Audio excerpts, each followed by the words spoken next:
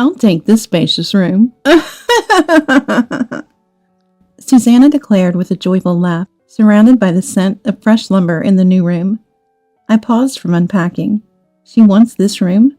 What on earth is Susanna talking about? I'm taking the corner room over here.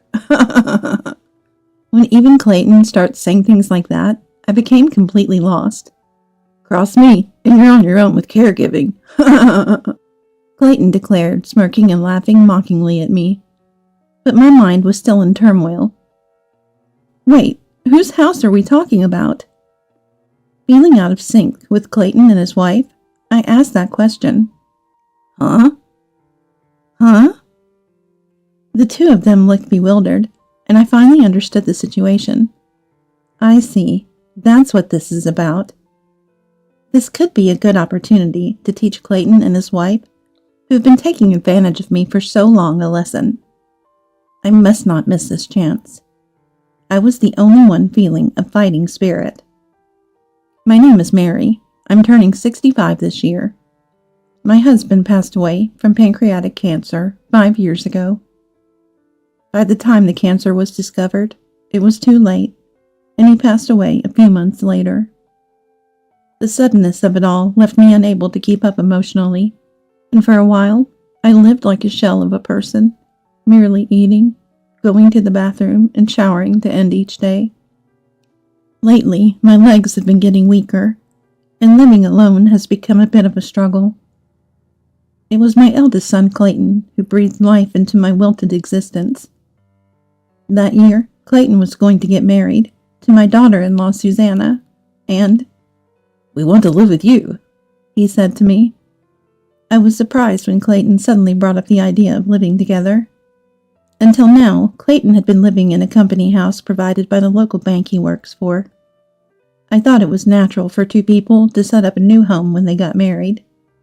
But contrary to my expectations, Clayton and his wife wanted to live with me. I had not yet met Susanna and didn't know what kind of person she was. But for me, who had lost the love of my life and felt a hole in my heart, Clayton's offer to live together felt like a consolation from God. "Of course, we'll contribute financially to the household." "Oh, I'm fine with it." Seeing me nod without hesitation, Clayton smiled contentedly. "Got it. Then I'll bring Susanna over next week. Looking forward to it." With those words, Clayton left. Clayton could be a bit rough around the edges, but I figured it was just a rebellious phase in front of his own parent. To me, he was still my dear child. I felt as though my lonely life had suddenly brightened up. A week later, as promised, Clayton and his wife came to our house. Excuse us for intruding. Despite it being our first meeting, I was surprised by Susanna's loud footsteps as she entered. She was supposed to be 30, the same age as Clayton, but she wore a skirt shorter than knee-length and had pink dyed hair. Her nails were also very flashy. "Nice to meet you. You're Susanna, right?" "Yeah, that's me. But what's with this house? It's kind of old and cramped." I was taken aback when, upon entering, she immediately started criticizing my house without proper greetings. "Right, but it's better than nothing, so just bear with it." Yeah. "We want to live with you." Clayton, too, had changed completely from when he said a week ago, and his casual manner of speaking now had me utterly confused. However, since we were going to start living together with Clayton and his wife, I didn't want to start off on the wrong foot, so I had them sit down and serve them coffee.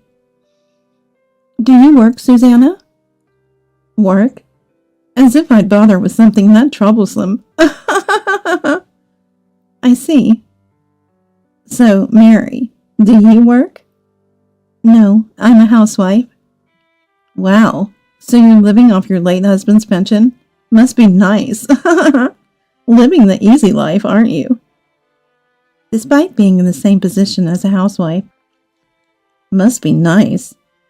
I couldn't believe Susanna was mocking me with a sarcastic tone. I do receive a widow's pension, but that's the extent of my income. Far from living a luxurious life, I'm barely managing to get by every day. The idea of living an easy life is nothing but a distant dream. Anyway, Susanna, how about we divide up the household chores? Since we're both housewives, maybe we can split them evenly. I wanted to change the subject, so I suggested this to Susanna. Living together means supporting each other in our daily lives. I assumed that since Clayton would be working and contributing financially, Susanna would help with the household chores. However, Susanna clearly frowned at my suggestion. What? Share chores? No way. Mary, you should do all of that. I don't know anything about this house. Besides, I'm busy hanging out with friends. Susanna bluntly stated this, her sharp gaze as if pushing all responsibilities onto me. Then, could you help out whenever you can, please? Unable to make a strong request to Susanna, whom I'd just met today, the conversation about household chores ended with me resigning to take on the tasks. Susanna smiled smugly, as if she had won. I was disheartened, dreading the upcoming life with them. The cohabitation with the three of us was far from the life I had envisioned with my daughter-in-law. First, Clayton, "I'm busy with work," would say, and not come home until late at night. Susanna, true to her initial declaration, did not do any household chores. I thought she could at least manage to take out the trash, but she seemed to have trouble waking up in the morning and couldn't manage to get it out on time. I reluctantly ended up doing all the household chores for the three of us. Before moving in together, I felt saved, thinking that the loneliness of not having my husband around would be filled, but I regretted it, thinking that being alone might have been easier. Susanna not only avoided household chores, but also spent her days hanging out outside. Given their flashy appearance, I had suspected they might be troublemakers, but to think they were out causing mischief every day, that was indeed a good position? Not at all. Whenever Susanna came home, she always carried shopping bags from well-known brands. It's a brand that sells only top-quality products, far beyond what I could afford on my pension. "How did you manage to buy these?" I asked her. "With my allowance, obviously." She scoffed. However, I knew Clayton's salary wasn't high enough to afford multiple high-end brands so frequently. If she had saved her allowance to buy them, I could understand, but buying brand-name items almost every day didn't leave room for saving. I wondered where she could be getting so much money. And there was another unexpected event for me. It was that Clayton wasn't contributing financially to the household. About a month after we started living together, I checked with the bank, thinking Clayton might have transferred money from his salary account to our household account by now, but there was no money from Clayton. Before we started living together, Clayton had said, "I'll contribute financially to the household." I remember him saying something along those lines. Well, it's only the first month. Maybe he's just late or forgot. With that thought, I didn't dwell on it and went home. But as 2 months, then 3 months passed, Clayton still hadn't contributed financially. Eventually, I decided I had to tell Clayton that we couldn't cover the expenses for 3 people on my pension alone. "Could you please contribute a little to the household expenses? We're running short on money for groceries." "Oh, sorry, I forgot. I'll start contributing next month." Hearing "I forgot," I felt relieved and believed he would start contributing the following month. However, Clayton's words turned out to be just an excuse, like something you'd say to placate a child, and he never actually transferred any money. I asked Clayton repeatedly, but he often came home drunk and seemed to forget what I had told him. Or maybe he was pretending to forget. Either way, once I realized Clayton wouldn't contribute, I had no choice but to start working part-time. I found a job at a local flower shop. Working again, after a long time, was enjoyable, but the long hours were tough on my body, now over 60 years old. Despite the pressure of having to earn enough for 3 people weighing heavily on me, I pushed through. I worked 6 to 8 hours a day, almost like a full-time job, and then I'd come home to prepare dinner for the three of us. Susanna, as ever, showed no signs of helping out with the housework, even after I started working. Instead, she would throw tantrums over the meals I made. "What is this? It's disgusting. I wanted stew. Make it again." Like a small child flipping her plate and demanding. This wasn't a one-time occurrence. Time and again, she'd find fault with my cooking to suit her mood. I was filled with anger and sadness, but realized arguing with the unreasonable Susanna was futile, so I silently remade the meals. I longed to escape this slave-like existence. This can't go on like this. My instincts screamed that this couldn't go on. Desperate for a diversion, I asked the flower shop manager, "Can you think of any hobbies I could do at home?" I asked her. The manager, Rachel, was a beautiful woman in her 40s who looked like she must have been stunning in her 20s. She was a perfect fit for the flower shop. "How about trying your hand at crafting? You can use the flowers that are going to be thrown away if you'd like." Encouraged by Rachel, I started making accessories with flowers. I enjoyed crafting immensely. Being naturally dexterous, I quickly got the hang of it and made pieces that could stand up to those sold in stores. Rachel, knowledgeable as she was, even showed me a website where I could sell my handmade creations. I listed my accessories on the sales website as a mere hobby. But within a week, orders started rolling in, and I began earning an income from my crafts. Delighted by the joy of earning from my hobby, I devoted all my free time to making more accessories. Seeing my dedication, Susanna mocked. "Huh, what's this job? People actually buy this stuff?" But I paid her no mind, perhaps finding it uninteresting when I don't respond. "You know, Mary, you're like a useless old person, a burden on society." She resorted to making harassing comments, yet I chose not to react even to that. No matter what Susanna said, I was no longer afraid. After 5 years of making accessories, I turned 65. Recently, I bought a house nearby. I loved the old house I was living in because of the memories with my husband, but it was an old house and had started to show its age in many places. So I was satisfied with purchasing a new home. Just as I was contemplating living there with Clayton and his wife, Susanna peeked over my shoulder at the floor plan I was holding. "Wow, is this a new house? What, are we moving?" Susanna exclaimed with an excitement I had never heard from her before. I always found looking at floor plans enjoyable, but I never expected Susanna's mood to lift this much. Seeing her usually angry face light up. "Yes, that's right." "Wow, that's amazing. It's so spacious." Susanna was utterly engrossed in the floor plan, forgetting herself. It took me 5 years of living together to see this childlike side of her for the first time. The following days were busy with buying new furniture for the house and packing up for the move. Clayton and Susanna continued their usual routine, paying no mind to the bustling preparations. On the moving day, I had asked acquaintances to help with the large items, so I left the house with just a suitcase.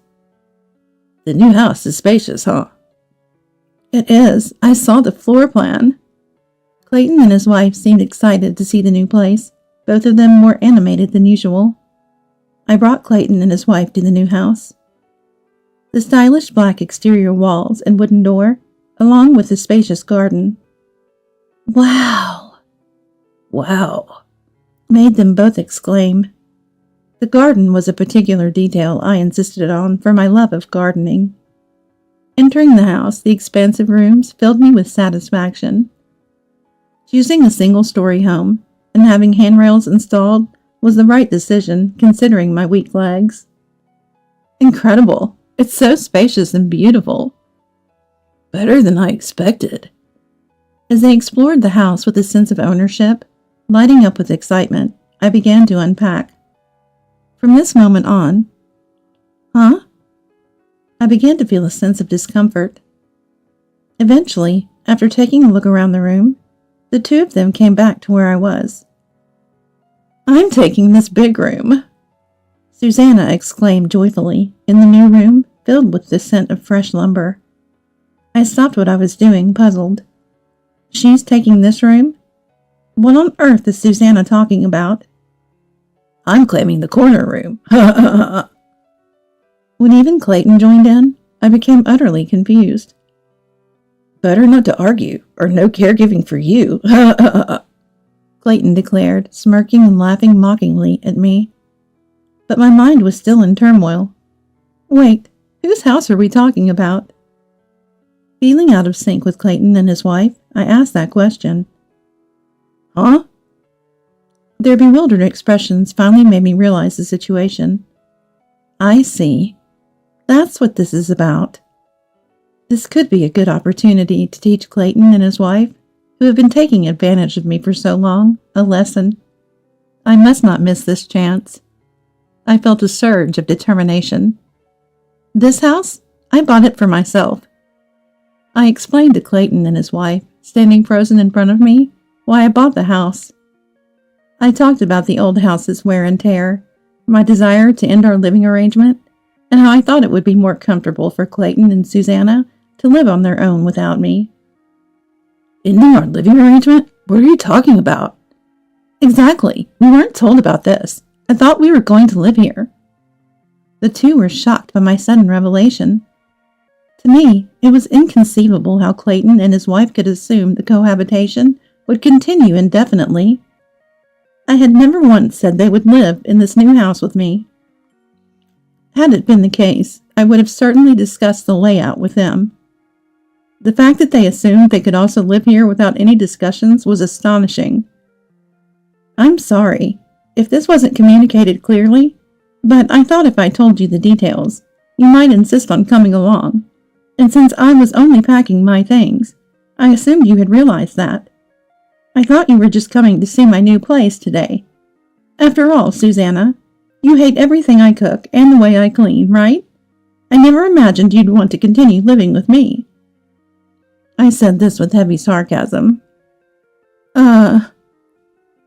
And Susanna was at a loss for words. But this doesn't make sense. How could you afford such a house? I've searched the house up and down and never found any money. Oh, crap. Clayton's face turned pale as he realized he had said too much. I knew Clayton had been taking money from the household funds. I kept silent, wondering when he would reflect on his actions. If he had shown any sign of remorse, I might have discussed the new house with him. But since Clayton not only failed to contribute financially, but also used the household money for himself, I felt no obligation to hold back. I earned the money myself. It started about 5 years ago when I began making accessories as a hobby, remember? Rachel from the flower shop suggested it. At first, I just sold a few things on a sales website, but then a well-known influencer featured my accessories on social media. Sales skyrocketed, and my income increased significantly.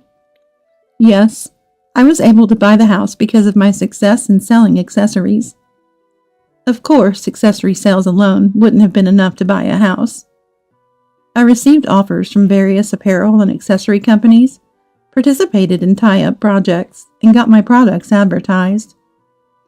The significant sum I could never have earned from part-time work alone was what I wanted to use for a new house, driven by the toxic cohabitation with Clayton and his wife. That's a lie. There's no way you can make money like that. Susanna was in denial, facing the reality. Susanna had hardly worked at all since she turned 35 this year. Despite that, she's been splurging on luxury brands and spending recklessly. It was no surprise she didn't understand how to earn money. I know about you, Susanna. You dropped out of school, had a falling out with your parents, and ran away from home, right? I heard it from your parents. You had nowhere to live and lied about your age to work in a bar, which is problematic itself, but I can sympathize. However, after quitting your job, you just hung out, got involved with bad company, and kept buying luxury items. And then you even started shoplifting. What? Susanna was shocked that I would bring up her shoplifting. I began to suspect Susanna of shoplifting about a year after we started living together. I had thought it strange from the beginning that she was always adorned with luxury items. Given Clayton's salary, it was impossible for them to afford such luxury brands. My first suspicion was shoplifting. One afternoon when Susanna went out, I followed her discreetly and, as expected, caught her shoplifting. I could have confronted her on the spot, but knowing Susanna, she would have likely talked her way out of it. Instead, I captured evidence of her shoplifting on my phone, thinking I might go to the police if she didn't change her ways. I have evidence, look. I showed them the video, and Susanna's face stiffened further. With the evidence in front of her, she had nothing to say and just hung her head in defeat. And Clayton, stealing from the bank where you work is the lowest of the low. You must have been in debt, right? How do you know about that? Clayton started to tremble. To them, I must have seemed like a police officer confronting them with their crimes. Rachel's daughter, my flower shop manager, started working at your company this year, right in your department. She saw you pocketing money from customers.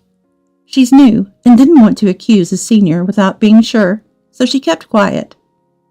But considering you've been giving Susanna a hefty allowance while not contributing to our household and even stealing from it, it's not hard to believe.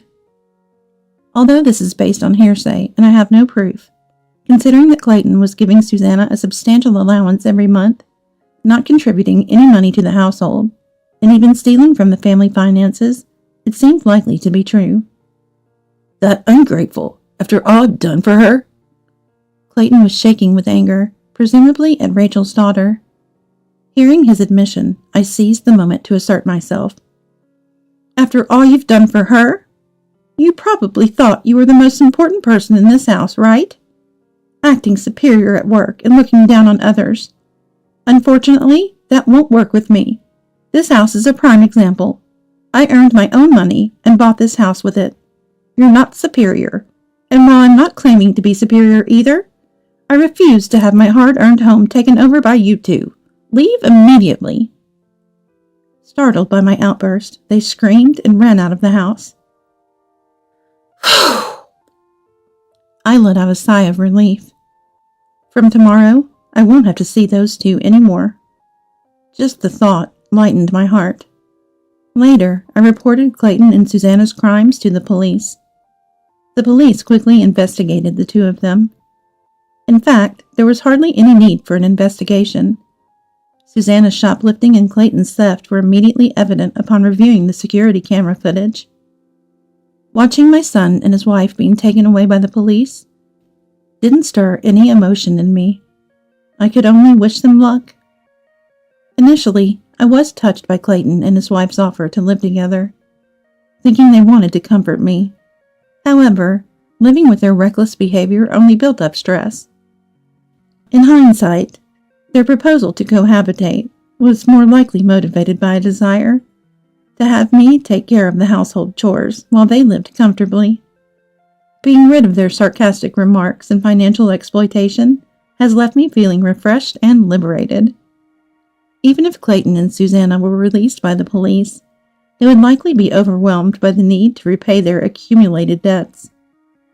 Given their inability to manage household tasks, their marriage is bound to fail. But I am determined not to offer them any assistance again. I've vowed to live a life completely separate from Clayton and his wife. While continuing my part-time job at the flower shop, I've devoted even more energy to my accessory making. When I revealed that the flowers used in my accessories came from the flower shop where I worked, an unprecedented number of customers started to visit. Responding to the demand from customers who wanted to use flowers as parts for their own accessories, we began selling flowers specifically for accessory making. Rachel suggested, "If your accessory business is doing so well, it's okay to focus solely on that." However, I declined her offer. After all, it was Rachel who introduced me to this hobby in the first place. I believe that if using the flower shop's flowers in my accessories can also benefit the shop, then that's the best outcome. Moving forward, I plan to continue balancing work and my hobby as I embark on this new chapter of my life.